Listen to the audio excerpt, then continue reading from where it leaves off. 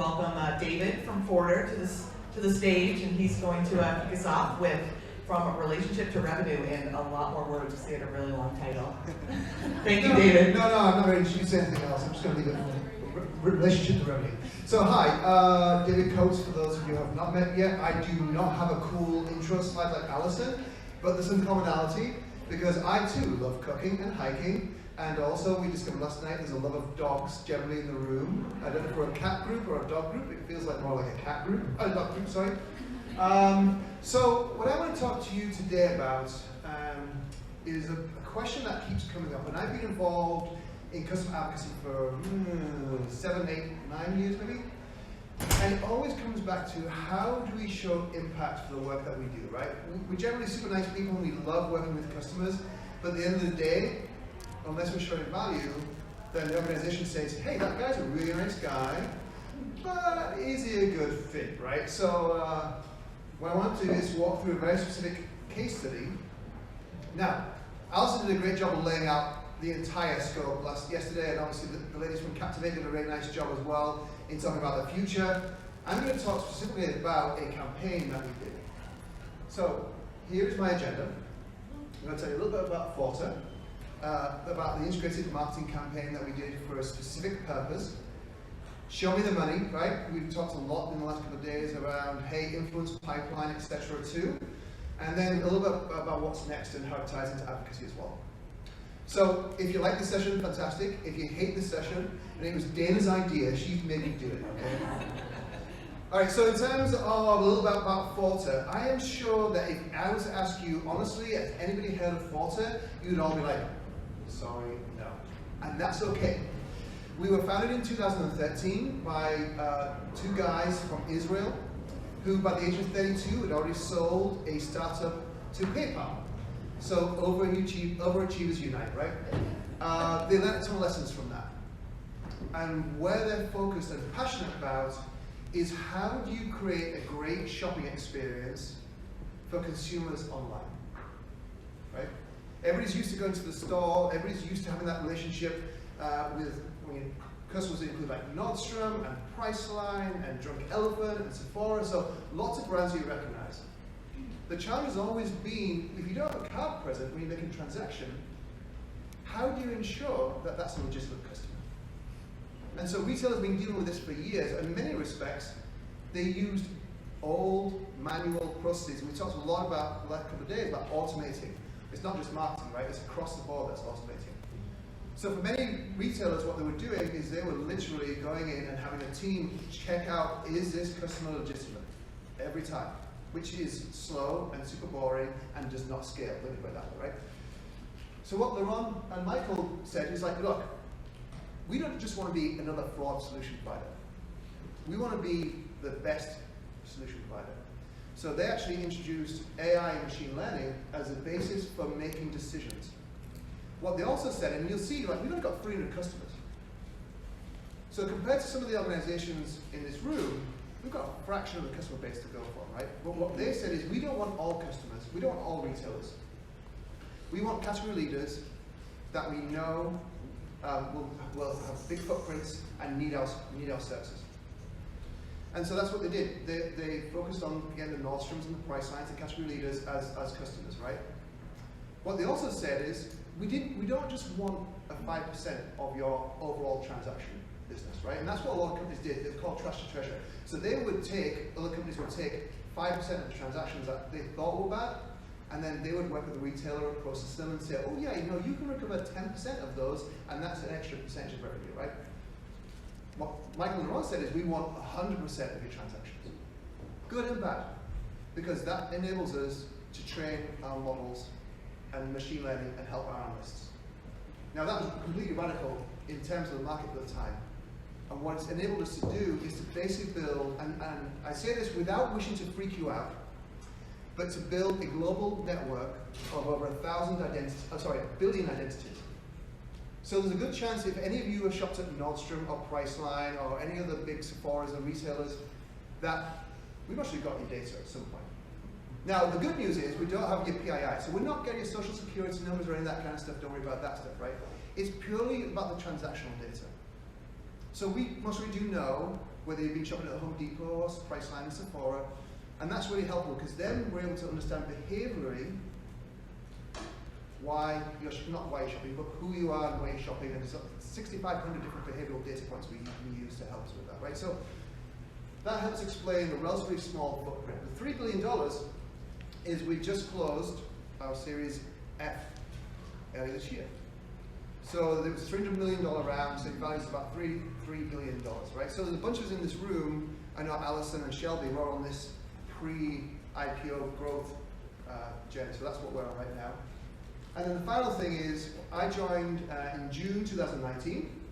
I was about employee 150, and I think 420 is out of date already. I think we're up to about 450 already. So within 18 months, or 2 years, we've actually tripled in size in terms of the number of employees globally, right? And that's to support the business.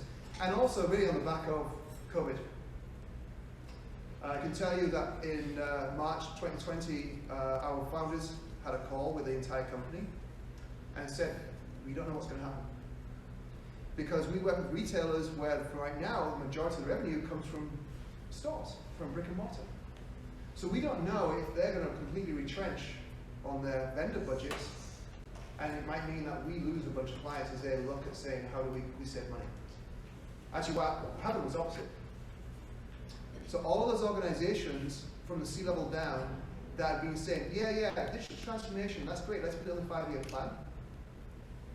It wasn't 5 years, it wasn't 5 minutes, it was just, how do we move as quickly as possible right now to digitize the business? So that led to exponential growth for us as well, right? So that's a little bit about Forte. We continue to grow. So I will be hiring in the next 3 months or so, so a little plug there as well. So on with the show. So in terms of, the campaign. So why a campaign? One of the things we've heard a lot about in the last couple of days is how do you work collaboratively across different functions in the organization? So Alison talks about 4. I definitively work with 3, and the 4th, sales. I have a problem. They're really hard. So if anybody's got solutions there, I'm happy to talk. But my main partners right now are definitely CS and marketing. Because at the end of the day, what I want to be able to tie into is some of the big campaigns that they're actually running right now. Now, a quick pop question. Can anybody tell me why July might be a really great time to target retailers with issues around technology? Sorry? That they have time to fix it before the holidays? Bingo, completely. So all the retailers are basically going to code freeze in September as they're planning for Black Friday and Cyber Monday. And in fact, globally, Black Friday and Cyber Monday are not the biggest holiday. The biggest holiday globally is in Asia Pacific, and it's Singles Day on 11/11. That does more volume transactionally than Black Friday does in EMEA and North America. So what they're sorry? What holiday? Singles, 11/11. Singles Day. Next week. Yeah, next week. Yeah, so if I'm buried next week, you know why, right? Yeah, so it's massive. So what they do is they go to code freeze, and then the other factor for so many retailers is Amazon. Amazon changed the game because they said, we're not waiting until Black Friday and Cyber Monday to do our promotions. We're going to do Amazon Prime Day in September or Amazon Prime Day in October. And so if you think about the global customer base, hands up who's got an Amazon account here. So that changes the game for the retailers, because guess what? If you're looking at a retailer online and you don't see that exact product and you go to Amazon and you've already got your account, and they've got a discount on that product, go straight to your basket. So you're not maybe as likely to go back to the original retailer, because guess what? It's just another thing I can buy from Amazon.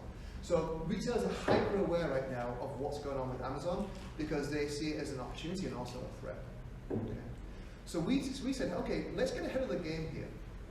Let's actually do like a holiday readiness campaign in July. And what we'll do is we'll actually target on 2 levels. One is we will work directly with the marketing team to go after a defined list of prospects. And then the sales team are already actively engaged with a number of conversations on the sales side which they need to accelerate as well. So what we actually did is we worked with a marketing organization to build out a campaign, and I'll talk about that a little bit more. But the idea was really, in a reverse funnel, is to drive awareness from both a digital and an outreach perspective for the sales team, and to tie into those pain points that we know that the retailers have, right? That holidays are coming, not winter is coming, we're not doing Game of Thrones, but holidays are coming, similar thing for a lot of retailers, and that they have to be ready. And that's really important. Some of the messaging was actually built around the idea that these folks, by getting ahead, are kind of heroes for their organization as well, right? Because at the end of the day, if they're prepped and they don't have any issues from a fraud perspective or transaction perspective, that helps support the business throughout both up the supply chain and down the supply chain as well, right? Because they're able to do better inventory management, they're able to do better fulfillment and shipping. And one tip for anybody who is thinking about shopping for holidays, if you haven't started, do it now. Because so many of the retailers have got container ships that are stuck in the middle of the ocean right now and they can't get into the US. So if you're looking for a Nintendo Switch or something else, buy it today. Awesome. So holiday readiness is from a awareness perspective. And then also what we wanted to do is to integrate the customer into this. I'm going to do a plug for SLAP 5 because we actually did this project with the SLAP 5 team.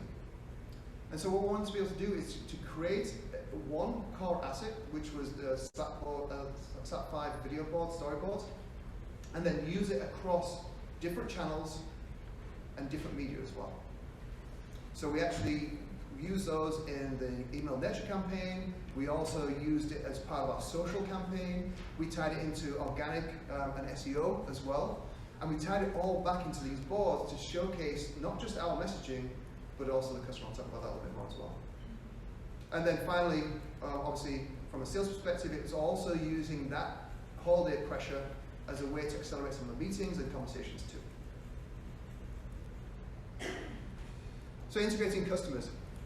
Obviously, we have an advocacy program more broadly, but what was really important was when we're thinking about some of the big retailers and who would go on record, who has the most compelling story to tell around holiday pressure? Because at the end of the day, we've got some great stories of customers who literally, the year before they were using Forta, they didn't sleep. Literally, for the week of Black Friday and Cyber Monday, neither did the teams. They didn't see the families, they didn't go home. So that's super personal, it's super human, right? Because at the end of the day, that's a visceral reaction of like, holy crap, this whole thing's going to come down on my head if this doesn't go right. So we have stories of actually customers deploying us 3 months before holidays, and they were having to check, Richard, are we still connected to the portal here? Because we're not getting the same level of traffic that we had before, right? So those are great stories to be able to capture, because again, it's a connection on a human level.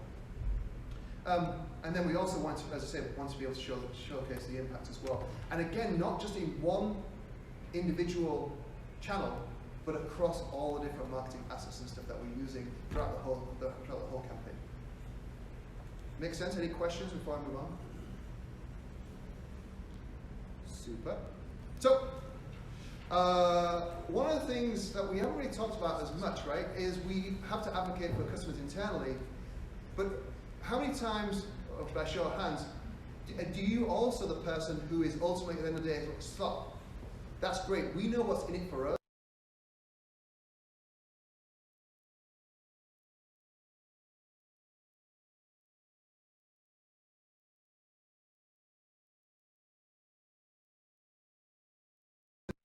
talking about, and it's been a couple of times already across the last couple of days, is really about understanding stories.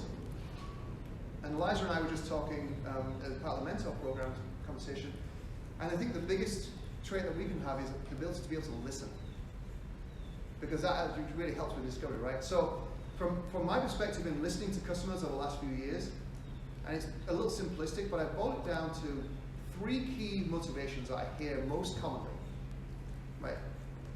Customers who see the value of what they're doing, want to show the case value in an organization, want to use the opportunity to move up in their organization. And I can actually tell you in the last 2 weeks, we've had 2 of our biggest customers, their clients, our client side, have both got promotions. And in large part, they attribute it to the work that they've been doing with Forta. Okay, so hello champions, right? There's also other customers who are motivated because it's a super dynamic market. It's not dissimilar to customer marketing, right? In that now e-commerce is such a big part of these retailers' strategy. Being an e-commerce manager or VP digital is a hot commodity. So they're also looking for that opportunity to potentially move out of that role into another organization. So I can tell you again, we've had a couple of folks reach out to us in the last 2 or 3 weeks and be like, hey, it's time for me to move to my next role. Forder, can you help? And in 2 ways. One is we've got one guy who wants to come and work with us in Europe. We'd like to keep on the client side, please, thank you very much. And then another person who's like, you know, I really need to find my next role. Like, the environment here is not great. I'm going to get through holidays, but starting January 1, I need to go find something else. So there's that whole move out area. And then similar to why we're all here today, there are a bunch of folks who just love what they do. They love fraud prevention, they love e-commerce, they just want to be in the midst of everything, right? They're happy to go and speak at trade shows, they're happy to go and speak at conferences. They're looking for the opportunity to shout out within the industry and be recognized not only within the company, but also amongst their peers as being an expert. You also have folks who want to do all three. So I have to tell you, we have one customer, not from the biggest account, but she was very clear, and she said to David, in the next 5 years, I want to be a CTO at a large organization, and you're going to help me. Okay, sounds challenge accepted. Don't worry about my career goals, but your career goals are really important, so we'll go with that. So honestly, she's all three. And we have literally built, and you can't scale it, so people who automate are like, this never got scale. But we've literally built her a personal marketing campaign, which has resulted in her getting coverage in the Wall Street Journal, New York Times, Fortune. She's been speaking at trade shows, conferences, and guess what? Every time she does, she mentions Forter, and it reinforces not our story, but her story, the fact that we're part of that. And by the way, it's a really neat gift. So you get a great piece of coverage, send them the plaque of coverage. Did anybody do that already? You get media coverage for clients? Yeah? It's fantastic. Like, she literally has in her office the 3 articles we sent her on a wall as like, you know, this pride of place next to pictures of her children and other stuff, right? So it's just a really neat personalized gift that you can do as well. So those are the 3, but I'm starting to see a 4th, and I'd be interested in see if anybody else is seeing it as well. And I haven't quite thought of a cool, catchy name for it, so this is going to sound a little gauche, but I'm going to call it for now cash out. And what I mean by that is we sometimes get interested in one side of the business. And Alison talked about this, about having advocates across multiple different areas and functions within the organization. And invariably, we look at that and think about that from a vendor lens. But we're in a position of we can actually be the client as well. So we're actually working right now with 2 or 3 customers where we're saying, hey, we have opportunities to actually do events or experiences together, and we'll buy X number of units from you to give us gifts as part of the experience. Or when we're going to trade shows, we want to give you your products as the primary giveaway at our session. And so that's really interesting because it gives you an opportunity to work with a different part of the organization. It changes the nature of the relationship from being a vendor to also actually a client. And it's much easier to go back to the overall relationship owner and say, listen, you're not just giving us X $100,000. We're investing X tens of thousands of dollars back into the relationship through co-marketing and also buying your product as well. So that cash out is starting to become something that has more resonance to the point, and I can't talk about it right now, hopefully I can do something in the next 6 months, where we're actively engaged right now with 2 of our biggest clients to do takeover activities at key trade shows, where they would take over our booth, and we would actually do a co-marketing effort around that and telling their customer story, right? So that's something that we're looking at very actively right now, is that whole perspective of not just telling our story, but having the customer on our booth telling the story for us. So does that make sense? Does that resonate with people? People are seeing similar? Jeannie, I'm seeing nodding heads there. So I have to, again, confession time, I'm not the most technologically savvy person. So I'm sure Carl's already like, okay, I know exactly how I can integrate this into my systems right now. I understand what motivation is. It'll all be data entry. It'll be great. We can get all the people who are looking for move up into the program. I'm not that sophisticated, but I would love to get to that point. The other thing I wanted to say, and we've had it come up a number of times, CS are my friends. I love them very much. I take them out for drinks whenever I can because they're awesome. But there's also ways we can make their lives easier. It ties into this as well. So as part of the QBR process, we now have a dedicated library of slides which are called Promoting the Partnership. And it's basically, I'll sit down with our CSMs before their quarterly business reviews, and I will say, who are you speaking with this quarter? What are the big things, opportunities that you see within that account, both for cross-sell upsell, but more importantly, here are some of the things that we have going on from a marketing perspective. How about we talk about it as part of the QBR? And I'm not asking them to be experts in marketing, that's not their role. All I want them to do is introduce the customer advisory board, or the friends of Forta, or the workshop we want to do for ABM. And then the marketing team will take over and actually do all the legwork, but we just want them to be able to share what we're doing. And it's also very purposefully called Promoting the Partnership, because again, it's not just about Forta, right? We're also looking at ways that we can help them elevate the work that they're doing, the brand that they're themselves as well. And then also we've introduced what we've called an economic impact report. Sounds super fancy. It's basically a pretty simple form that allows the CSM to plug numbers in. It spits out a PDF. It's slightly branded with a logo and a backdrop that's industry specific. And that's the executive leave behind top line numbers that gets presented back to the client after the QBR.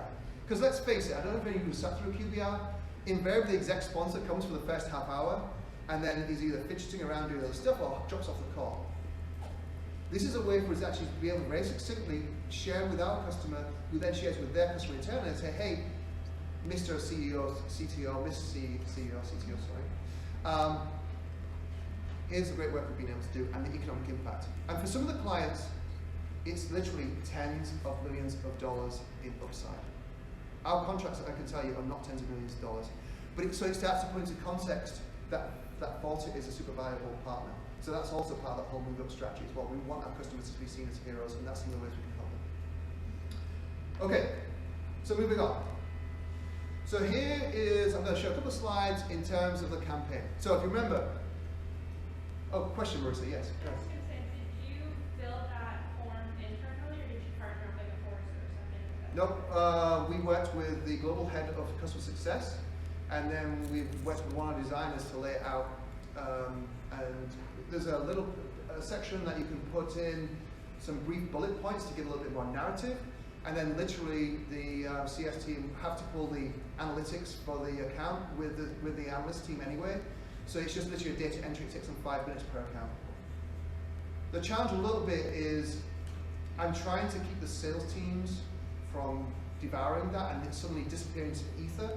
Because you can imagine if they're going to speak to a prospect and you've got documented evidence that we're saving similar companies tens of millions of dollars, salespeople want to use that all day long, and our CEO is literally given a no way Jose to any of that stuff getting out of the organization.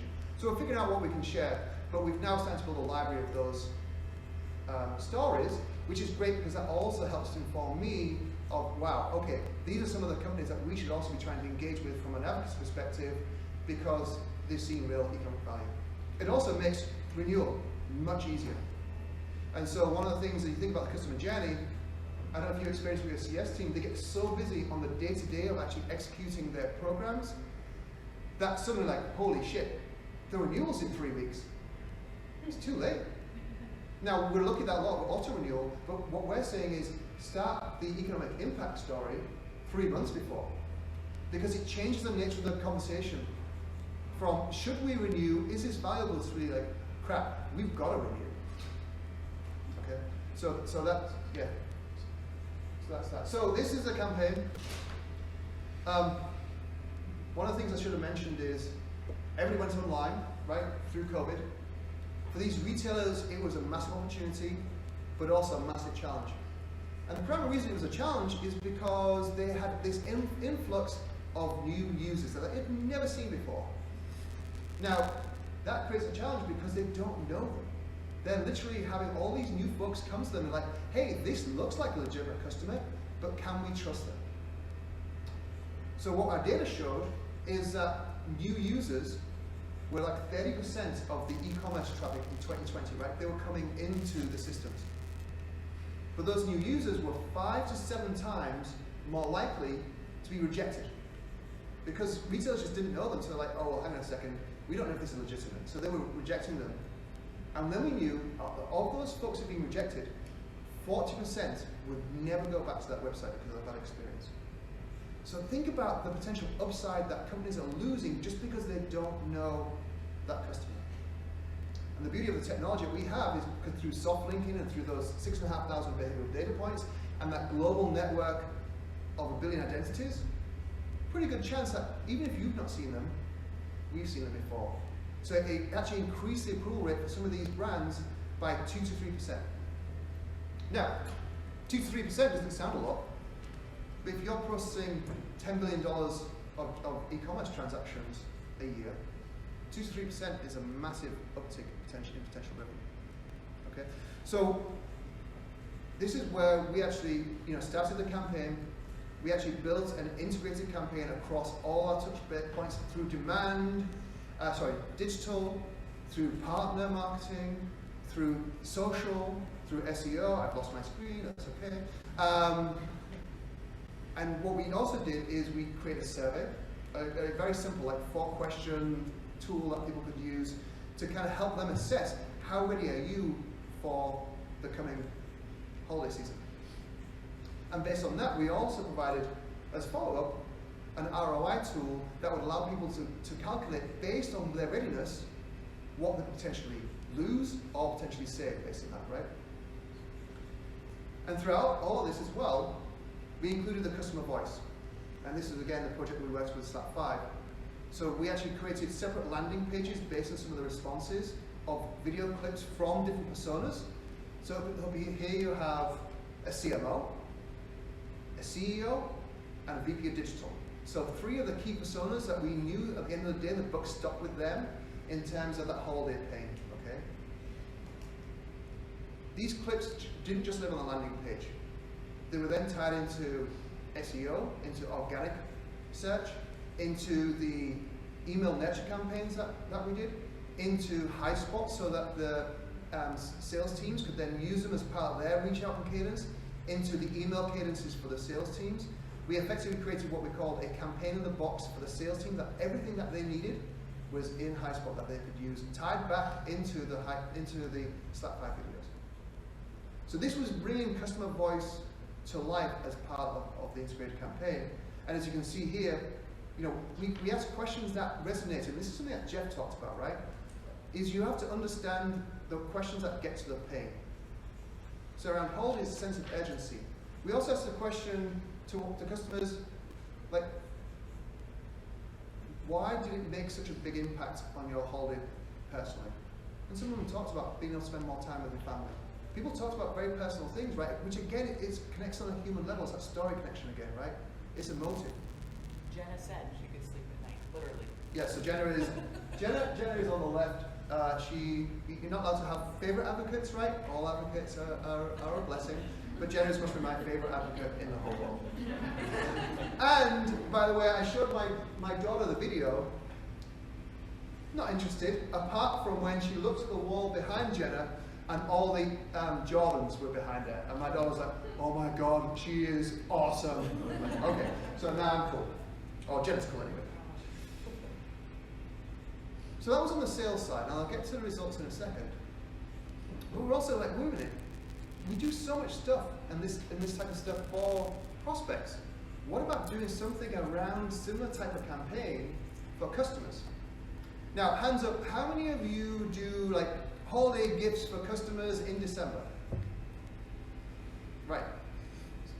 But they get a ton of gifts, right? I mean, a lot of vendors are sending out like cheese boards and wine and stuff, right? So we're like, well, how about we do some form of appreciation in the middle of the year? Because it's not their busy holiday season, right? December is there up to their eyeballs in returns and transactions and chargebacks and stuff.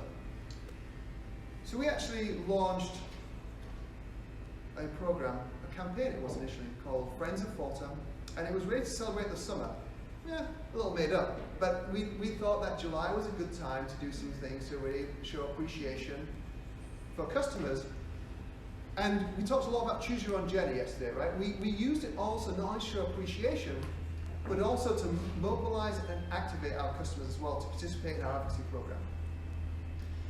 The other couple of things I want to point out on before I get into more detail is you'll notice some brands up here, right? So Nordstrom, Drunk Elephant, Edible Arrangements, these are all customers. So it was a great opportunity to showcase, hey, you're among good company. These are some of the brand leaders that we work with. All those logos actually linked to blogs and recordings of webinars that we've done with those customers in the past. So it was also that psychological association of, hey, you too could get involved in this type of activity with us, right?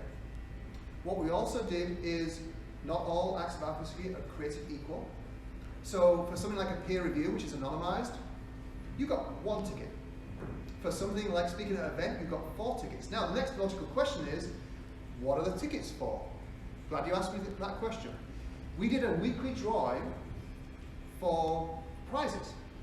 And the prizes were actually gift certificates to our customers. So you signed up for a whole bunch of stuff. There's a drop-down menu there, you can see at the bottom. And you could choose from Ray-Bans, Edible Arrangements, all sorts of different stuff.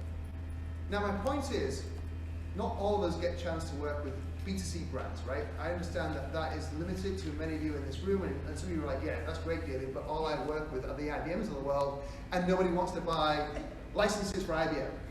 They do though, that's not true.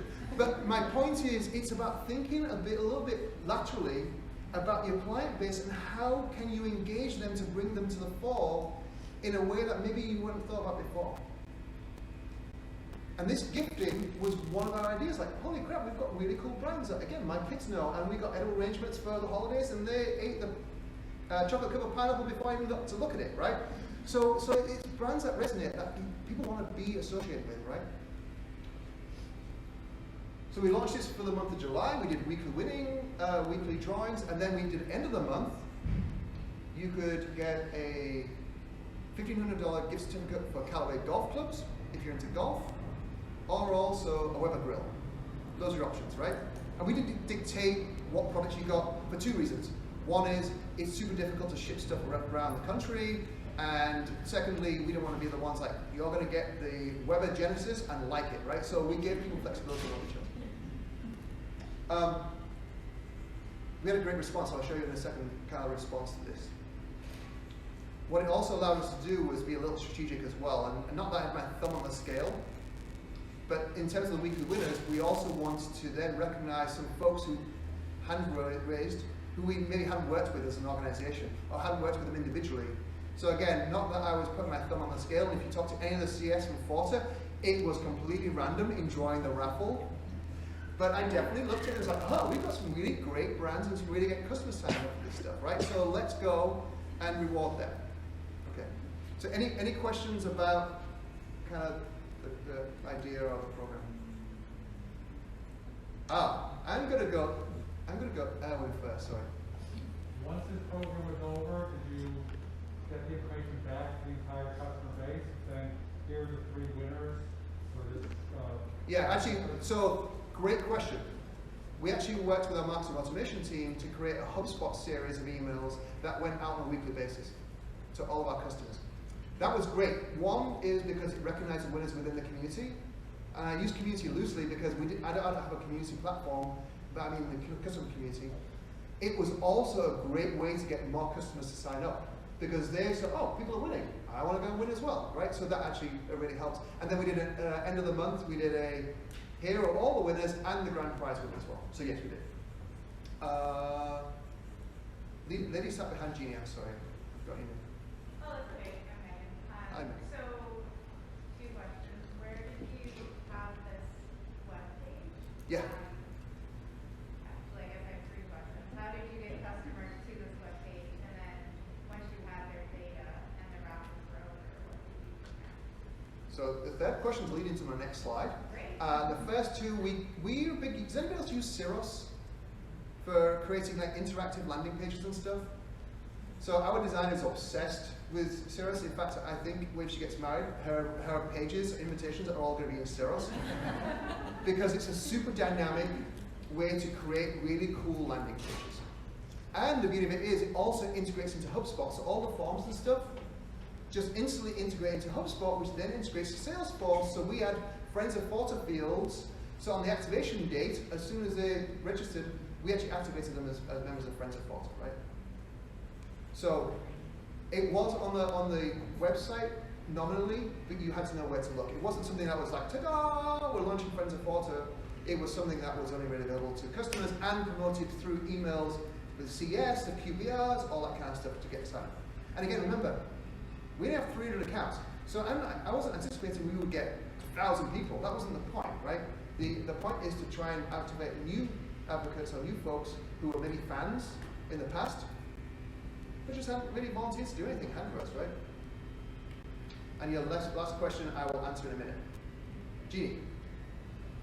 To engage the broader marketing team, demand gen, digital, all your colleagues to really get on board with this. Thank you, and I was remiss. My colleague Tanya was meant to be here, who did a much better job representing the campaign, but she was a campaign manager. So she was effectively the quarterback for the entire program, but it started with a kind of idea, and it's actually Alison who mentioned this morning, right? If you listen to your customers, they give you some really great insight. And so for the last few months before July, I'm like, we should really be doing something in the build-up for the holidays for customers and prospects because it's a super stressful time. We keep hearing it over and over again.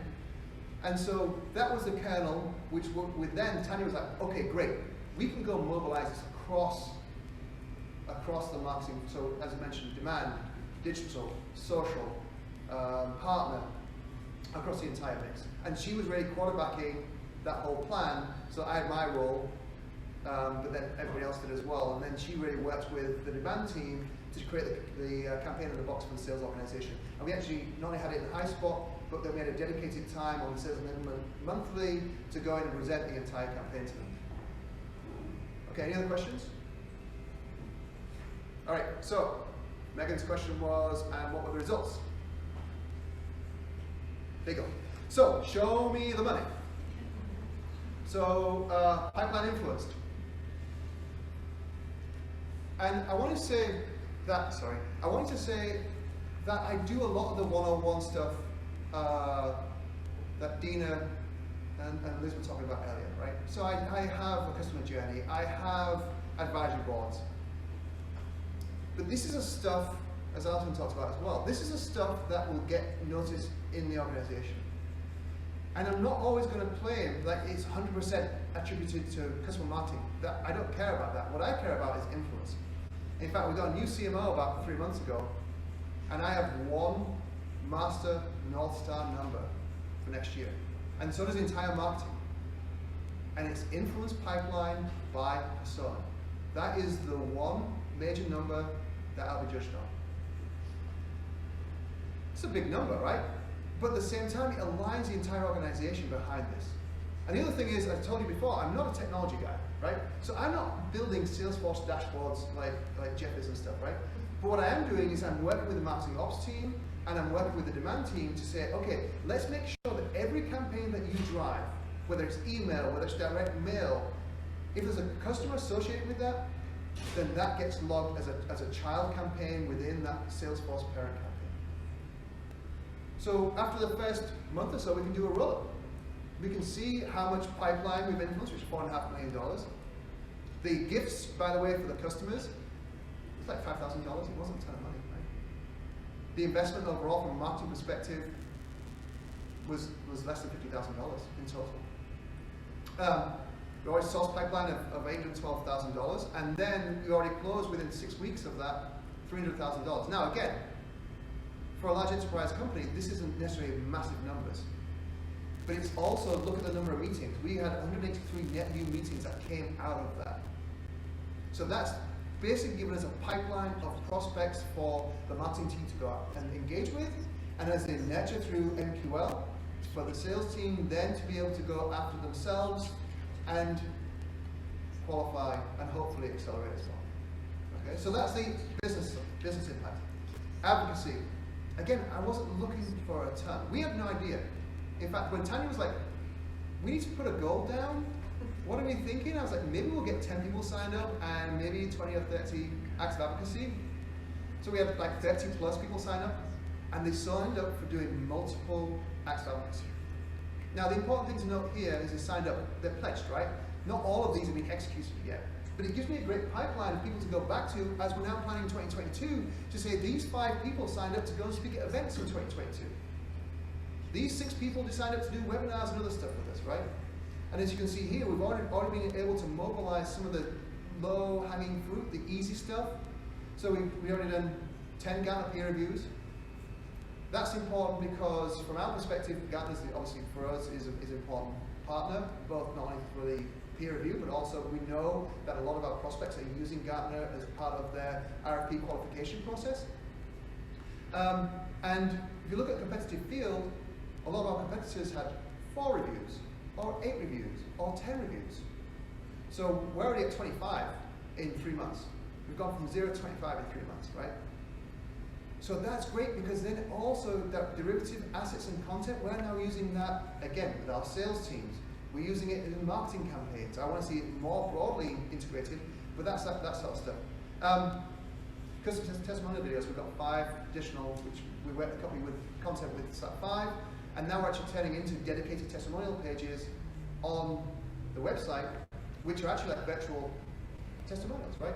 The questions are questions we know that customers are interested in as well.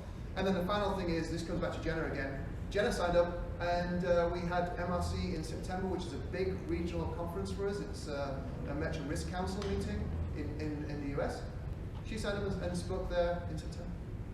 So it's great, again, from brand awareness and a prospecting perspective. So that's kind of the immediate impact, and it balances my goals, which are around advocacy, and then the organizational goals, which is building tangible influence pipeline for key campaigns. And guess what? We're launching 3 big campaigns in 2022. The customer is going to be an essential part of actually telling the story from their perspective, which by extension tells our story.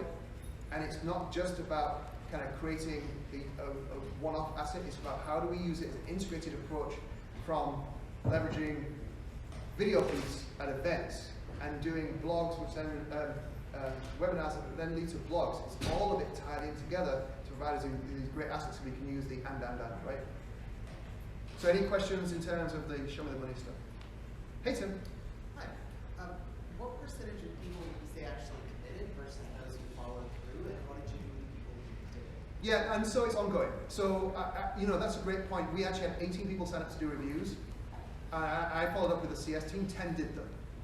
Now, I'm not going to go on the doorstep and be like, ding dong, we gave you a prize, you owe us a review, but even that 50% conversion is pretty good, right? So I would take that, you know, again, we went from having 10 or 15 beforehand, so now we've got 25, and they're generally really great reviews. So it's a fair point, right? You're not going to, that's why I said pledged, you're not going to convert all of that, but that's not the point. It still gives us that pipeline, I think, right, to be able to go back to. So it's a great question. Anybody else?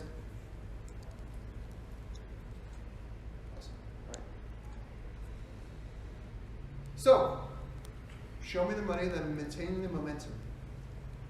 So when sometimes, you know, you have a good idea, you don't know if it's going to work, right? So we did it as a discrete campaign over the month of July to say, all right, is this something that customers are going to respond to? And we got a great response. Again, I don't have thousands of customers, but we saw enough of the type of response and the people that we wanted to say, let's actually build it into an ongoing program.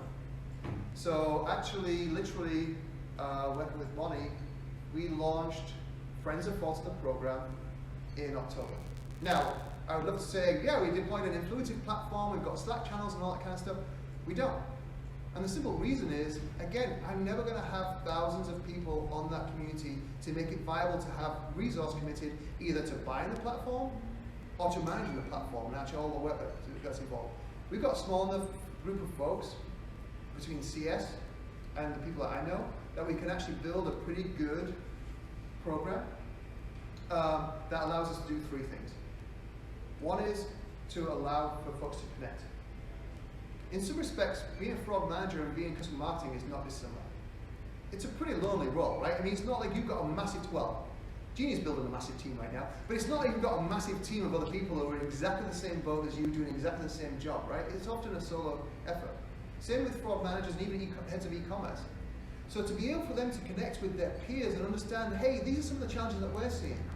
What are you doing around this issue? That's invaluable. It also allows them, to be honest, to be able to network a little for jobs as well. I'm not going to say out loud too loud, but it's true, right? It gives them a peer network that they can go and ask for career advice. I love the fact that the SAP5 folks created the mentor-mentee program, because it's exactly the same. So it's like connecting and growing the network. It's also being able to showcase their story. All these folks, especially in the last 2 years, have got a great story to tell. Because at the end of the day, it was the C-level folks and the VPs who were like, holy crap, help. We've got to go digital. You guys in the e-commerce team are doing some cool stuff. Do more of it. I don't know what you do, but carry on, right?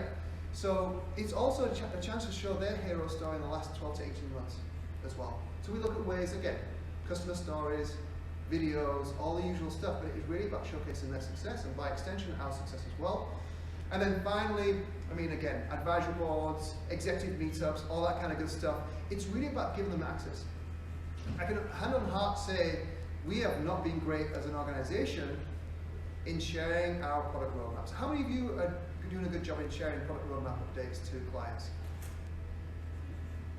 God bless you. Getting the thank you, Marissa. Getting the engineering team to be like, yes, here is something you can share with customers for the next 12 months is like pulling hen's teeth. So that's something else that we're looking to do more, is actually find a safe space for our product teams to come and actually be able to showcase what we've got going on without a fear that, holy crap, we've got to commit to this in the next 6 months. And it also gives our advocates an opportunity to feel as if they're part of the decision-making process. And what's neat, what we're finding now is, as you can see, we're building momentum as an organization. Our employees are growing, our valuation is growing. And so not dissimilar to that sports team, and I'm going to pick on the Braves right now, right? But 5 or 6 years ago, Braves weren't a great team and generally kind of in the basement of the division. But you're fans, right? So that you are still going to support the Braves, and so it's extra sweet when suddenly, last night, you win the World Series and you have some people are jumping on the bandwagon, but a lot of folks are like, this has been a great ride. And that's what we're finding with some of our customers, that they say, look, we were with you when you were 50 people working out a WeWork in New York, and look at what you're doing now. They want to be part of that journey. And I think we can learn from B2C brands like Apple, and like some of the other brands that have built up this affinity, this connection, this emotional connection with their customers. I do believe that's transferable in a business setting as well. It's just finding that right connection. And I think a big part of that is that career advancement. How are you helping your clients advance their career and see whatever service you offer as being an instrumental part of who they are, how they present themselves, and that toolkit that when they go find the next job, you're the first name that they're calling up to say, hey, I've just taken this new role, there's a whole issue for us around e-commerce, we need you to kind of come and solve this for us, right? And actually, we just actually kicked off the Friends of Forta. We did an Oktoberfest virtual last week, shipped everybody beer, branded swag, you know, the huge, and then we're actually doing our first virtual product session with our product team on December 7th. For all the Friends of Forta to get a sneak peek into a new product line we're launching.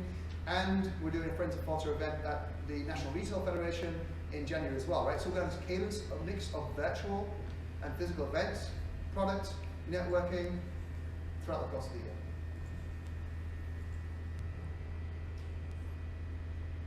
So I've got 3 slides left in 10 minutes.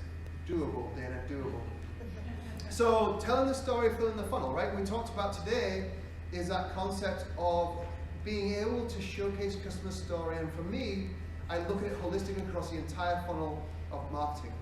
So whether it's building awareness and working with the PR teams to source customers who can go and talk to the Wall Street Journal or that key industry publication and share their story, and by extension, you might get a paragraph, but who cares? It's that showcasing the story, right, that's really important.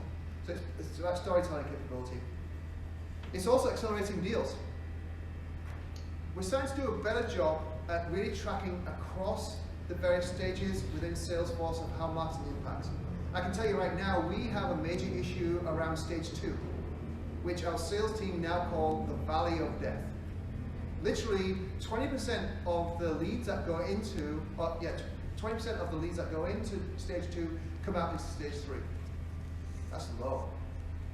So we're focusing right now on some of that mid-funnel activity, and hallelujah, we're going to be able to start doing more live events, but workshops, customer-driven roundtables, technology overviews, demos. Those are the types of things that are really key in working with the demand and the broader marketing team to get those prospects over that hump, right? And hear the testimony from those customers. And then finally, supporting growth. I'm sure many of your organizations are doing account-based marketing. One of the key elements that the founders have promised the board is that we have a F300, 4-300 list of target accounts, and that we're going to go and close an X percentage of that in 2022. That's super important for driving our valuation, right? Because at the end of the day, it's landing those big accounts that shows the investors and potentially Wall Street that we have longevity, we have a plan to continue to scale the business. So you can imagine that a lot of our resources, especially in North America and in EMEA, is focused on ABM. So by extension, the work that I'm going to be doing is also going to be focused as much on how do I support the ABM efforts as I do any of the work that I do. So with that, and listen, I wish I could say that I come up with this model. It's not my model. This is serious decisions through and through. But we've talked a lot about measurement. And some of it is manual stuff, spreadsheets. Some of it is literally Salesforce driven and reporting that the marketing ops team is doing and the demand team are doing. I can't tell you how important it is to think about this in a structure. Sometimes it's so easy, and we're the type of people who want to go straight to activity. But the readiness phase of any program is super important, right? And for me, and this is some of the stuff that Kyle was talking about and Alison's been talking about, it's understanding what you're trying to build and how you're going to report on it and what that means from a systems perspective. How does that tie into HubSpot? How does that tie into, we use Alice for gifting. How do we activate around the journey for customers so that we're automating the onboarding link into Alice so that they're automatically gifted, right? It's all that stuff so that we know that the CS team understand what we're doing. So that when we move to activity, when we move to recruitment, we've built the foundation that we know how we're going to report and what we're going to report on. And yes, that will adjust, but we have the foundation in place. Then activity is, as you can imagine, it's all the events, etc., all that kind of good stuff. In my case, for Friends of Forta, it was to actually recruit 50 Friends of Forta members. I got to 35 through the campaign in July, and I've got another 15 or 20 through the Oktoberfest. So, bingo, that's great. We got it as part of the MVP in phase 1. And then also results. I wanted to get to a point where we've got 50 active advocacy completed through the initial MVP process by the end of the year. I don't think I'm quite going to get there, but I'll be 70 or 80% there, right? Which again is 70-80% more than I had in September. And then finally, impact is really important as well. This comes back to the business, right? So how much, I haven't quite calculated this, I'm working with the demand team right now, but what's my influence pipeline number for 2020 as part of their overall contribution from a marketing perspective? And then how many of our F300 wins does customer impact in 2022 as well? So those are tied directly back to the primary objective of the business, which ties into what the founders need to do so that they walk into their board meeting with green lights across the board and they can speak to the investors positively about where the company's going. Okay. So one more slide and I'm done. I'll take questions. So, things to make you go, listen, I love this little quote. The past is where you learn the lessons, the future is where you apply them. Did we learn stuff? Yes, we learned a bunch, right? So, primary number 1. We heard a lot in the last couple of days. We're not alone. Even though we are armies of one, we have all these great resources and people within our organizations. If you follow Alison's advice in terms of thinking through the language that they need to talk into their key stakeholders, they'll help you because it helps them. And I love the idea of, BT was talking about, there's something people were talking about yesterday, of finding common OKRs or objectives, whatever you're going to do, and attaching them for 2022 and being part of CS or demand OKRs, right? They report up to the COO, the CEO, everybody sees those. So that's key. Be careful of cultural differences. This was a learning for me, and I come from the UK, but clearly I've been here too long because I forgot. But in the US, we did gifting. Coupons, great. Did not resonate at all in the UK or Asia Pacific. We got nobody. And I was like, how could this be? And our regional marketing director, she's Scottish and she's very funny. She's like, clearly, David, you've been too long in the States because people don't like to feel like they're being bribed. It's like, good point. So I think if we were doing this again, I wouldn't do gifts in APAC or the UK. I'd offer them the opportunity, but I'd also really focus more on charitable donations. It resonates much better in those markets, it feels much more altruistic to them, and that's what we'll do for phase 2. The final thing is, and we've had this quite a lot, I think it's a common theme, is dream big, but start small. You guys are in a super fortunate position in your organizations because you are the keepers of the keys and the organization doesn't realize. Right? So the opportunity is that the things that you're going to want to do, I was talking to Elijah about this, you don't have to boil the ocean all at one time, right? It's not like we walked into this being like, all right, we're going to build this massive integrated program and we're going to do all this holidays in July stuff for customers. We kind of came up with the idea, we road tested it, we did an MVP program, the CMO liked it, it started to gain traction, the sales team liked it, and it gives us the opportunity to do more. Same as with customers. We came up with this idea of doing a series of webinars in 2020 and 2021 because people were literally adapting to new reality and wanting to hear from customers. We did that for 8 months. They were great, but people were starting to zoom out and zone out. So we're like, okay, let's move to virtual experiences where we're going to showcase our customers' products. They'll have a product expert come on and do a demo of the products, and then we'll do a virtual fireside chat. So we did wine tastings, and one of our customers is Therabody, which has a Theragun Mini, so we did a percussive massage thing for people. We sent all the products, right? These were all products from our customers that went out as well. Now we're thinking, hey, let's get actually booth takeovers and store takeovers with customers. The store takeover idea didn't come to me a year ago, but incrementally through the programs that we're building, it gave us that license internally to go further. And also to say, you know what, we can legitimately ask our customers these questions. We don't know if they're going to say yes, but if we don't ask, we're never going to get, right? So it's understanding what part of the journey they're on. You know, again, one of the guys we're working with, he's definitely going to cash out because he's got a quote, he's got a hit for his year around his products. We can help him do that because we're buying a whole bunch for our own organization. So there's also understanding the motivation there as well. So, but if you don't think big for your own role and your organization, you're never going to be big. And that message, bye-bye, done.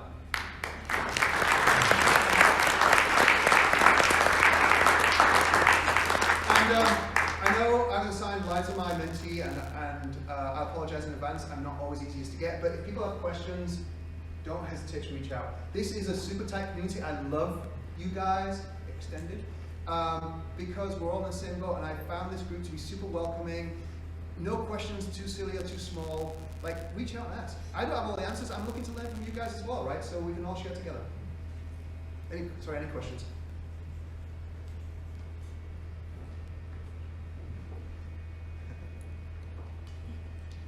First of all, thanks so much for this presentation. I think you are just spot on with so many of these things. Thank you.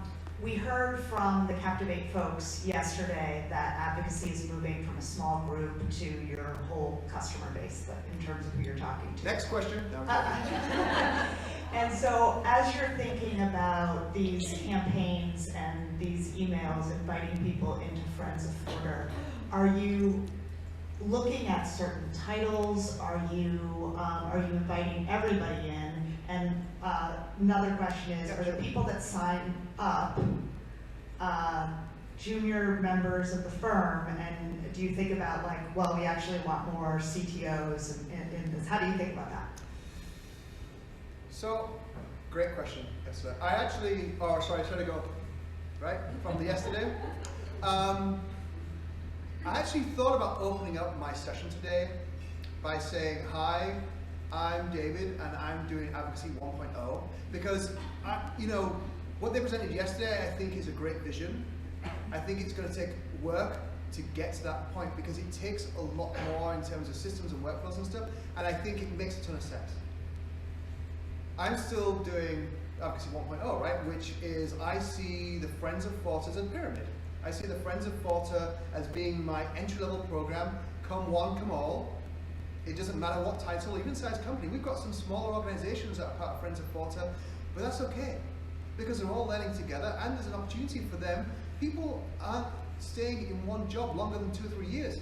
So who knows where that VP of an account that's got $50,000 ACV might end up in 2 years. So the Friends of Forta, I think about, I talk a lot in sports analogies, I guess I'm going to go back to baseball, but I think about the Friends of Forta as almost that farm league system. That they build that affinity and the relationship, and then I've got a customer advisory board and I'm building an executive advisory board as well. So that customer advisory board is more for those champions, the director VP level, right, who are going to be maybe a little bit more connected to the business and product strategy. And then we are, as long as it all works, launching an executive advisory board in 2022, which will literally be C-level. And we have some of those relationships already, right? The CTO from Priceline, the SVP from Nordstrom, the SVP from other companies, right? We have some of those relationships, but we haven't done a ton of work in nurturing them right now because it's tricky, right? You can't just go and invite them to a meetup at a pub. You know, you've got to do something different. So my answer to yours is a long. I've got some programs to help me channel folks. Is it ultimately scalable in terms of ungated advocacy moments? Not yet. Anybody else?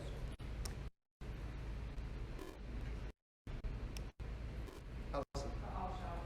I can talk about it at lunch too, but I'm just curious, I mean, you rightfully so Called out, right, that B2C, that's really great, and you can do a lot more kind of co-branded efforts, and I guess. So for those of us in the B2B world, but you mentioned a few things, I'd like to hear maybe even more examples of those types of customers. And then my follow-up to that is, with a campaign, it's easier, right, to quantify and get all of the data points. But let's say you're doing some co-branding and you're doing like an event together or something like that. How are you quantifying? Yeah, let me take this second, thank you Alison, good question. Let me take the second question first. And I'm hoping it doesn't lead to a collective sigh and a head shaking and an eye roll, because I see all the eye rolling from my 2 teenage daughters, so I'm very familiar and completely impervious to the eye roll. But I would say I'm aligning a lot of my advocacy efforts around the 3 main campaigns that marketing is going to be doing in 2022. I'm a team of 1. I know that the topics that we've identified as being those drivers for the campaigns are major pain points that our customers are either going through or have experienced, and ones that our prospects are concerned about. So a lot of the work that we're doing in terms of video capture, asset creation from customers is all aligned with those campaigns. My challenge has been back in the organization, in that I am one person in that relay. Right, so my view, and I would be interested in other people's views, in my role is to go and actually engage the right customers, figure out with the content team the right quotes, etc., the right content we want, go and capture that, and then it's up to the head of digital and the head of content to go and figure out how best to disseminate that information across the board.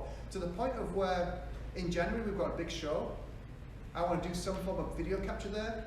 And I've already said to the head of campaigns and the head of content, give me the 9 questions, 3 for each campaign, that you want customer stories for, right, responses for, because that's going to provide you with the pipeline of digital content for the next 6 to 9 months. Okay, but it's tied to the campaign. We're using these big tentpole moments, like our customer conference, like NRF, to basically drive that customer engagement and then continue it almost between those temporal moments. And you had another question which I talked extemporaneously on, and I've forgotten what was there something else? Oh no, that's okay, it's just quantifying. Oh yeah, yeah, so again, you know, I tied back into the vast number, and then we're also, honestly, way behind in terms of looking at how do you quantify the impact of video on the website and all this stuff. That's something that we just hired a content manager, that's something that she's working on right now, but it's a great question. David. Yeah. Fabulous presentation. Thank you for sharing and educating us. You had mentioned the strategic advocate that you have that is doing all the activities as building her career, Yes. that was her goal. Absolutely. Did you set up anything special with her or with her organization, or was this not a formal agreement? No formal agreement. It was basically, we'd had a number of conversations with her, you know, and again, the active listening, right? It's sometimes, my mum always says you were born with 2 ears and 1 mouth for a reason, and I definitely struggle with that. But in listening to her, you could tell what she was trying to do with her team, and she was one of the ones that grasped onto the brass ring of the impact of COVID. And again, listen, I'm not trivializing COVID, obviously it's a massive impact on society and everything else, but she saw that I can transform the business. And so she was really proactive in coming back to us and saying, hey, I'm looking to do this in the next 3 to 5 years, you guys can help me. And she just doesn't do it with us. She's got another couple of vendors that she works with that now are part of her toolkit. But it wasn't anything formalized with our organization. But good question. It just, so can I do one extension on that? We have debated internally, where is the line? Where is the line between doing stuff altruistically and where is the line doing stuff commercially? And do we care about that line? Because to your point, right? If we have somebody who is maybe doing 10 acts of advocacy in 3 months and is really helping to drive the value of the organization, and it's pretty clear to the valuation, does that potentially tip into a conversation where like, look, we're actually doing your marketing for you. What is that worth either for a contract or for me personally? And that's not something we've run into, but it's something we're very aware of, right? Because what you don't want is a super engaged advocate that suddenly realizes, I have my own commercial value here, so what are you guys willing to invest in? I don't want any part of that. Okay, but it's something that we are watching really closely because we've got a couple of folks who are, you know, doing great stuff for us, but we don't want it to suddenly start straying to that other area. Good question. Awesome, thank you very much, David. You're welcome. Appreciate it, great job. And that is right up to the lunch hour, so that was a quick morning, that was fast. So lunch is ready outside.